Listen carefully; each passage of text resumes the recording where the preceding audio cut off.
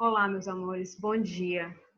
É um imenso prazer tê-los aqui comigo, na minha casa, e hoje nós vamos dar continuidade às nossas aulas.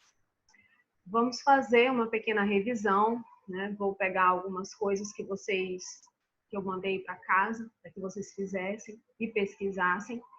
A partir desse momento, vocês vão estudar um movimento de ideias chamado Iluminismo. Esse conteúdo, o iluminismo, ele está presente na unidade 2, né? O tema 2 do livro de vocês, da apostila de vocês. Eu sei que vocês já fizeram aquela atividade das imagens, mas mesmo assim eu vou apresentá-las mais uma vez a vocês e vou dar uma explicação, né, a respeito delas. Então, nós vamos falar a respeito do iluminismo, ok? Eu sei que vocês fizeram a análise de 3 imagens. Essa foi a primeira, o planetário, né? As crianças observando o planetário, que é esse objeto que está no centro da imagem. A segunda imagem também, um objeto de um laboratório, parece ser um laboratório, né? Vocês estão vendo crianças ao redor, homens, mulheres, novos, né? E gente mais velha. Aqui parece realmente um laboratório parece ser um alquimista, né? Um laboratório trabalhando. Mas se vocês conseguiram observar essas imagens com bastante atenção, vocês viram que há algo presente em cada uma delas, né? Todas elas, a gente tem o foco central, né? O próprio centro da imagem, a gente tem um foco de luz, né? Algo que vem iluminar esse ambiente. Sempre, muitas das vezes, é escuro, como nessa primeira imagem, né? Assim como nessa daqui também. A luz, ela irradia do centro e acaba dissipando as trevas, né? A escuridão. Então, dessa mesma forma, essa terceira imagem também. Essas 3 imagens são de um pintor chamado Joseph Wright Derby. Esse pintor, ele viveu durante o século XVIII, né? E os seus trabalhos, as suas obras, né, refletem o excitante período de questionamento intelectual e de grandes descobertas científicas. Foi um momento de intensa efervescência cultural.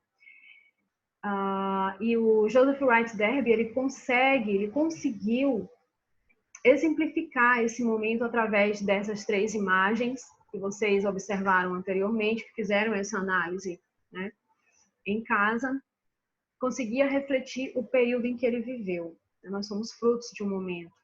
Então, tudo que a gente faz, as obras que a gente compõe, todo o nosso trabalho reflete o momento que a gente vive. Então, ele, né, uma pessoa do século XVIII, é lógico que vai fazer suas pinturas de acordo com aquilo que ele vê, de acordo com aquilo que ele sente, de acordo com aquilo que ele vivencia. Então, o século XVIII foi o século das luzes, né? E o tema desse movimento de ideias, né, foi chamado de iluminismo. Tem um outro nome, né, para esse movimento. Ele também pode ser chamado de ilustração. Eu falei ainda em sala de aula para vocês, há umas 2 semanas atrás, né, que o 8º ano, ele tem uma certa divisão, né? O antes e o depois do iluminismo. Antes do iluminismo, né, tudo aquilo que a gente já estudou anteriormente, e depois desse movimento de ideias. Por que o antes e o depois no 8º ano? Porque depois desse conhecimento sobre esse movimento de ideias, a gente vai ver como ele consegue, né, de certa maneira, estar em diversos movimentos que a gente ainda vai observar para frente, como, por exemplo, influenciando a independência das 13 colônias, né, hoje Estados Unidos. Também nós podemos falar da própria Revolução Francesa, afinal de contas, esse movimento de ideias, ele teve como palco o século XVIII período e como palco a França, né? E é um movimento questionador. Então, o antes e o depois do iluminismo. Eu espero que vocês consigam entender, né? O que significa esse antes e o que significa esse depois. Depois de iluminismo, todos os assuntos que a gente vai trabalhar tem um pezinho no iluminismo. Tem a ver com todo esse movimento de ideias que aconteceu lá durante esse século XVIII e teve como palco central a França, entre outros países, mas a França foi um foco. Eu coloquei a imagem da vela porque a vela ela reflete essa iluminação. Vejam como a vela está no centro e consegue iluminar esse ambiente totalmente escuro, né? Bem, e aqui a gente faz uma espécie de retrospectiva.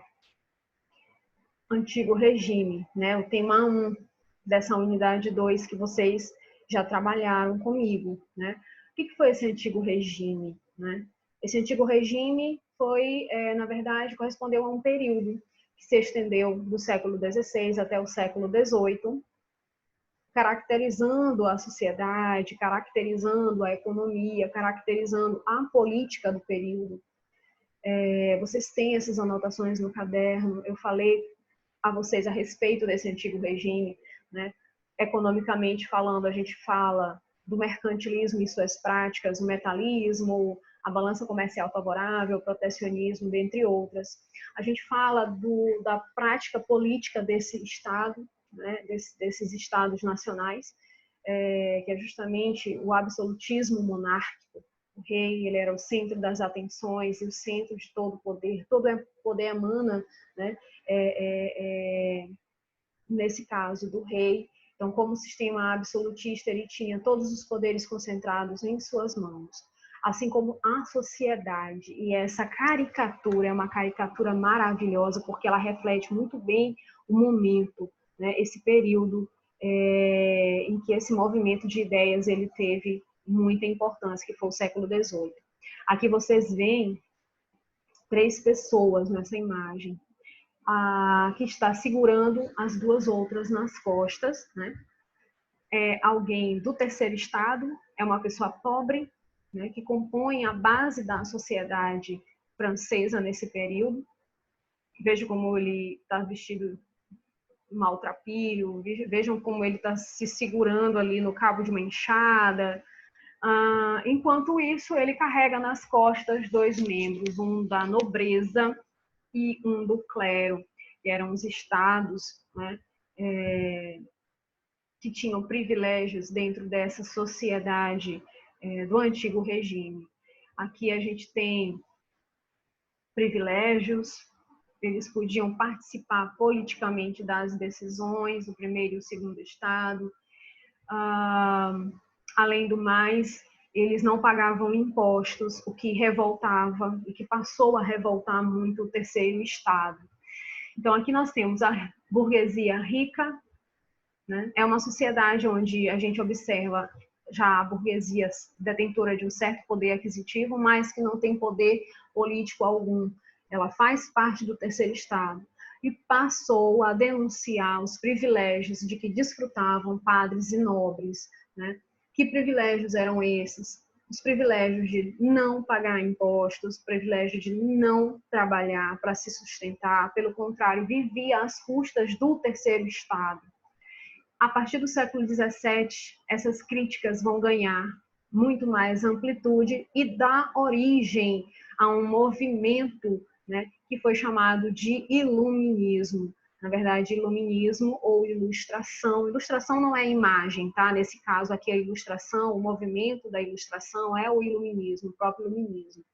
Foi esse movimento de ideias, né, feito por filósofos, por pessoas que não conseguiam ficar alheios às dificuldades enfrentadas pelo terceiro estado, de certa maneira começaram a denunciar essas situações, a mostrar que nada disso era correto acontecer.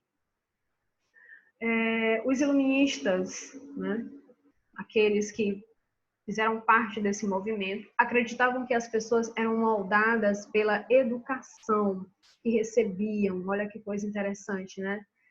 Em virtude disso, no lugar de uma religião, de uma educação religiosa, eles propunham uma formação baseada na razão. Então, aqui o centro de tudo, o centro desse movimento iluminista é a busca da razão, é a busca dos empírica, a experiência científica está ligada a esse movimento iluminista. O iluminismo ele desenvolveu-se plenamente durante o século XVIII, que ficou conhecido como o chamado século das luzes. E aí, mais uma vez, a imagem da vela, né? A luz da vela que reflete aí a luz da razão, a luz do conhecimento. Então, eles pretendiam, eles buscavam um mundo baseado na razão e no conhecimento científico, né? Deixando de lado essa visão, essa educação religiosa que acabava tendendo aos anseios somente das classes mais privilegiadas, o primeiro e o segundo estado, o clero e a nobreza, e acima de todos eles, do rei, principalmente. As ideias iluministas. Bem, aqui nós temos um slide extremamente importante, porque aqui diz aquilo que eles combatiam e aquilo que eles desejavam, tá? E isso já torna o assunto muito mais fácil quando a gente observa essas duas coisas, né? O que eles combatiam? Eles combatiam o antigo regime. Então é muito fácil, né? Construir um resumo sobre o iluminismo. Eles combatiam o absolutismo dos reis, que era, na verdade, a política empreendida pelos estados nacionais durante esses séculos aí do antigo regime, os privilégios da nobreza e do clero, uma imposição religiosa, né? E as práticas mercantilistas. Então, eles combatiam, resumindo, eles combatiam o antigo regime. Eles combatiam o absolutismo, eles combatiam os privilégios das classes sociais mais altas, né? No caso, o primeiro e o segundo estado, ou o primeiro e o segundo estamento, ou a primeira e a segunda ordem. Eles também condenavam as práticas mercantilistas, essa ingerência do Estado na economia, sempre o Estado ali tentando gerenciar, tentando ter vamos dizer assim, ter controle dessas atividades comerciais. E aquilo que eles desejavam, no segundo tópico, desejavam um mundo regido pelos princípios da razão, com menos conflitos, com menos injustiças sociais, e no qual todos pudessem se expressar livremente, expressar os seus pensamentos de modo livre, sem ter que se preocupar se o rei iria gostar ou não, e se seriam presos ou não, né? A liberdade de expressão nesse momento ela é muito importante para esses filósofos iluministas. Então, as ideias iluministas influenciaram diversos movimentos, como eu já falei anteriormente a vocês. Eu comentei a respeito que o 8º ano existe um momento que vem antes do iluminismo e depois do iluminismo. Depois desse conteúdo, tudo que se segue, né, tem a ver com os pensamentos iluministas, tem como base teórica ou suporte teórico o próprio movimento chamado iluminista. Então, eles influenciaram a independência das 13 colônias, né, dos Estados Unidos, a Revolução Francesa, que a gente tem muito fortemente o centro de ebulição de todas essas ideias, a França, e os movimentos de emancipação da América Latina. Emancipação significa independência. A gente observa nesse momento as independências, né, das antigas colônias espanholas no continente americano. Entre essas novas doutrinas surgem dentre diversas doutrinas econômicas, a gente tem a chamada fisiocracia, ou os fisiocratas, né, afirmavam que a terra, fisio significa terra, tá? Cracia é poder, então afirmavam que a terra era a única fonte de todas as riquezas, defendiam a liberdade econômica e, por conseguinte, a livre concorrência no comércio. Então, sem essa ingerência do Estado, eles pretendiam uma maior liberdade econômica para que eles pudessem, né, realizar atividades comerciais sem ter que ficar preso às determinações do próprio Estado. Aqui nós temos, mais uma vez, os fisiocratas afirmavam que a terra era a fonte de todas as riquezas, defendiam a liberdade econômica, e uma outra linha de pensamento econômico surgiu com o escocês Adam Smith, ao defender que o trabalho era a verdadeira fonte de riqueza e não a terra e a agricultura. Então, a atividade principal para os fisiocratas, né, era a agricultura, porque a terra, na visão deles, era a fonte de toda a riqueza e poder. Já Adam Smith disse o contrário. Não é a terra que é fonte de toda a riqueza e poder, e sim o trabalho humano, é o trabalho que dá essa riqueza aos homens, né? A verdadeira fonte de riqueza é o trabalho e não a terra. Então, dentro desse pensamento, dentro do movimento iluminista, a gente tem, né, dessas duas escolas, a fisiocracia e as ideias de Adam Smith. Sobre a filosofia, olha só, o que os filósofos do período começaram a pensar. E aqui a gente tem o exemplo de 5 pensadores. Montesquieu, Barão de Montesquieu, né? A sua principal obra, né, foi O Espírito das Leis, e ele defendia a autonomia entre os poderes, só fazendo uma referência àquilo que a gente já trabalhou antes. O absolutismo monárquico, o rei ele concentrava poderes, ok? Ele era o chefe do executivo, era ele que criava as leis e era ele também que praticava a justiça.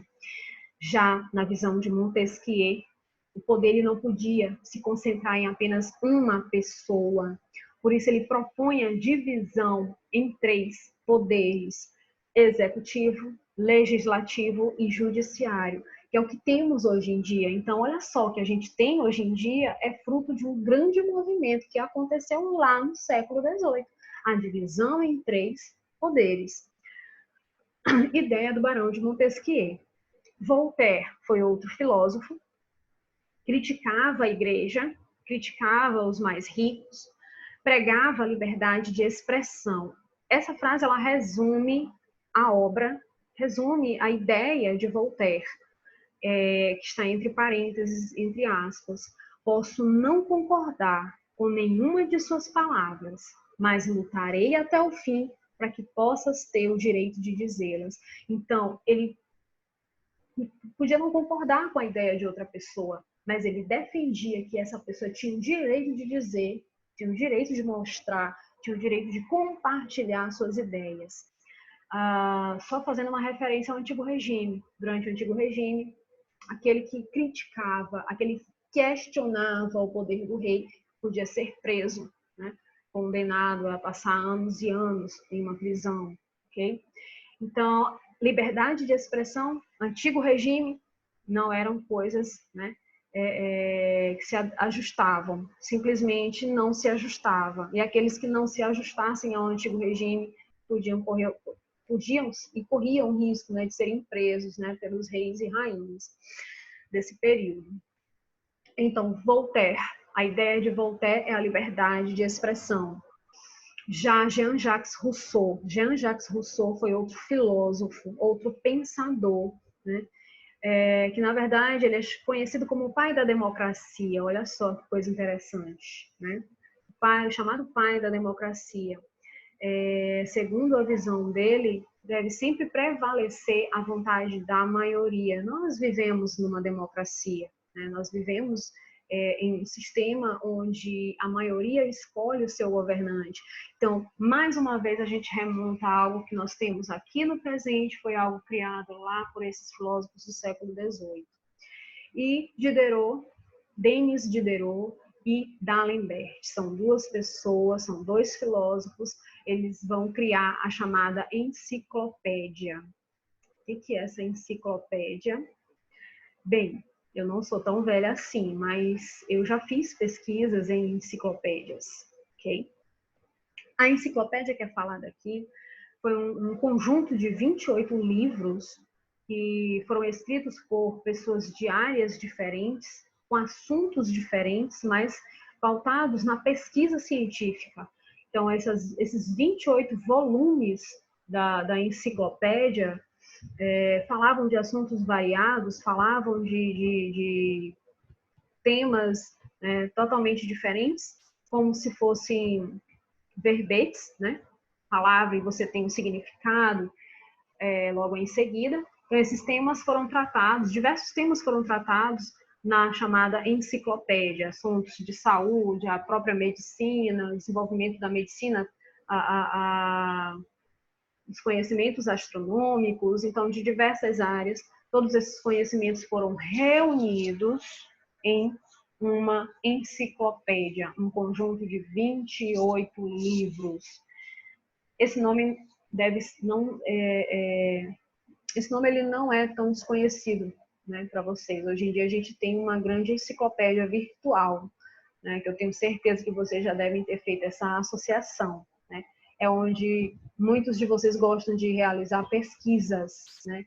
E a pesquisa na internet sempre surge uma palavra que se coloque alguma coisa a respeito de, vamos dar um exemplo, construção civil. Aparece lá nas primeiras pesquisas do Google, naquela listagem, construção civil, na Wikipédia, né? Então, a Wikipédia, hoje em dia, de hoje, né, vocês têm, é como se fosse um exemplo dessa chamada enciclopédia. Só que a enciclopédia que a gente está falando aqui, né, eram livros.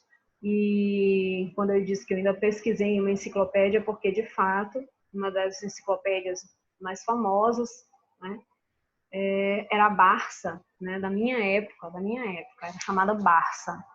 E na Barça a gente fazia pesquisas diversas. Hoje em dia vocês fazem essa pesquisa virtual na chamada Wikipédia. Então aqui a gente tem os principais filósofos do momento: Barão de Montesquieu, Voltaire, Rousseau, Denis Diderot e D'Alembert, criadores da chamada enciclopédia. É importante que vocês tenham consigam fazer essa associação, cada qual a sua ideia, porque é o principal desses filósofos.